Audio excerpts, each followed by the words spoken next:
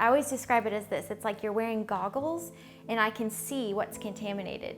So if I were to touch my phone and I know that someone took out the trash and touched my phone, well, they touch my phone, then it's gonna touch the doorknob, then it's gonna touch my room, and then it's just a rabbit trail. And I remember thinking, why am I the only one who sees this?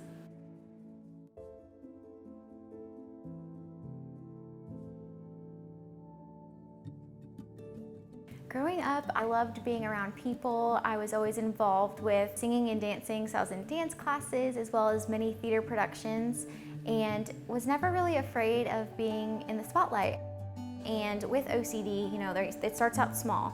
So I would wash my hands repeatedly, avoid certain restaurants, sit on one place on the couch. I also suffered from depression, so I was very discouraged, not motivated at all, isolated myself, did not want anybody to know what was going on at all. And then early college is when my symptoms like skyrocketed. I was walking on paper towels. I was, you know, doing things a certain way, had to wash my clothes more than 2 times in order for them to be clean to me. I would take 4 to 5 hour showers, Lysol wipe my body, Lysol wipe the shampoo bottle and then have to clean that, and then I eventually wouldn't leave my room. And my parents, you know, they got to the point where they were like, we love you, we're trying to help you, but you need to go somewhere where they can actually treat you properly. So that's when I got in touch with Rogers and then began a partial hospitalization program in Florida.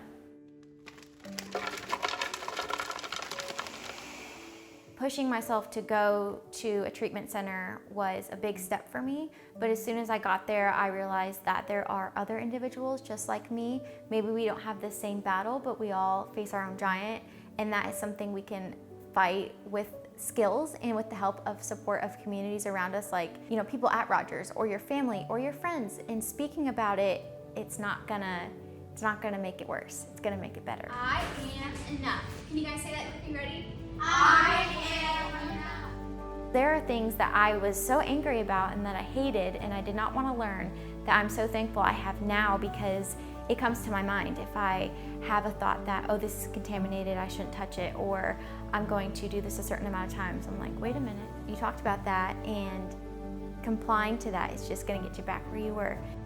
One day you'll tell the story of what you're going through, what you overcame now, and that will become a page in someone else's survival guide.